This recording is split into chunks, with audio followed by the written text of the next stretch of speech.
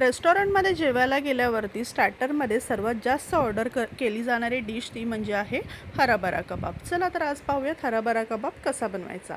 एक इथे मी कढई घेतलेली आहे, त्यामध्ये पाणी टाकलेलं आहे. पाण्याला थोडासा उकळ आला की 1 वाटी मटार त्यामध्ये टाकून घ्यायचं आहे. तर आता बघा, मटार टाकल्यानंतर थोडंसं मीठ चवीप्रमाणे टाकायचं. मटार जरासा पाणी उकळू लागलं की इथे मी एक पालकची मीडियम साईजची जुडी चांगली साफ करून घेतलेली आहे. पानं धुवून घ्यायची आणि ह्या पाण्यामध्ये हे उकळत्या पाण्यामध्ये टाकायचं. 1 मिनिटामध्ये बघा पालक चांगला हा शिजून निघतो. मस्तपैकी मऊसूद झाला की अर्धा चमचा साखर यामध्ये टाकायचं, जेणेकरून हा मटार आणि पालकचा कलर हा हिरवागार असा छानपैकी राहतो.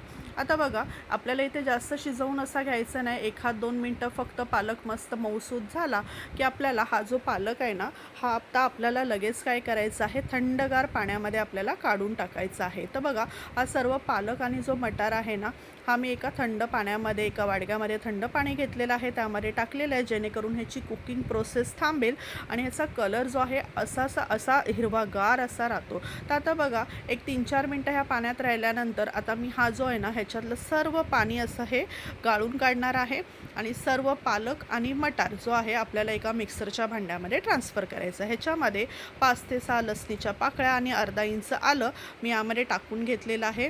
2 तिखटवाल्या हिरव्या मिरच्या घेतलेल्या आहे. थोडीशी कोथिंबीर टाकायची आणि पाणी न टाकता आपल्याला हे वाटण मिक्सरमध्ये फिरवून घ्यायचं आहे. आता एखादं मोठं भांडं घ्यायचं, त्यामध्ये हे सर्व जे मिश्रण आहे वाटलेलं काढून घ्यायचं आहे. थोडंसं पनीर घेतलेलं आहे, किसून ह्यामध्ये टाकलेलं आहे. 3 बटाटे उकडलेले टाकायचे ह्यामध्ये स्मॅश करून आणि बटाटा टाकल्यानंतर बघा, छान असा हा आपल्याला जो बटाटा आहे हा मिक्स करायचा आहे ह्या सर्व मिश्रणामध्ये. आता काही मसाले टाकूया. इथे त्यामध्ये मी काळं मीठ टाकलेलं आहे, आपलं साधं मीठ टाकलेलं आहे, अर्धा चमचा गरम मसाला, 1 चमचा मिरची पावडर आणि पाव चमचा इथे मी मिर पावडर वापरलेली आहे. आणि बेसन जे आहे, एक 3 टेबलस्पून बेसन मी भाजून घेतलेलं आहे मंडळी, लक्षात घ्या. आणि थोडंसं 2 चमचे तांदळाचं पीठ.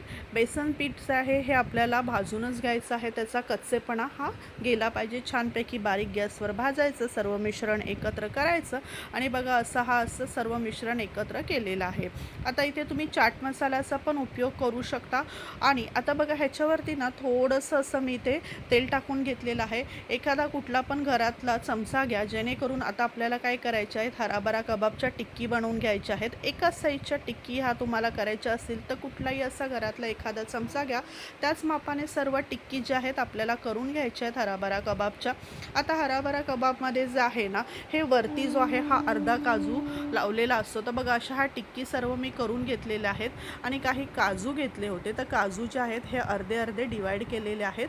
तर आपल्याला काय करायचं आहे की जसं की आपण रेस्टॉरंटमध्ये बघतो की हराबरा कबाबवरती असा हा अर्धा काजू लावलेला असतो, तर तसाच वरती आपल्याला हा काजू असा हा थोडासा प्रेस करून घ्यायचा आहे. हे ऑप्शनल आहे, पण कसं जसं आपल्याला सेम रेस्टॉरंटमध्ये बनतो तसं आपला हराबरा कबाबची टिक्की ही आपण बनवून घेतलेली आहे. तर आपल्याला ही आता शॅलो फ्राय करून घ्यायची आहे.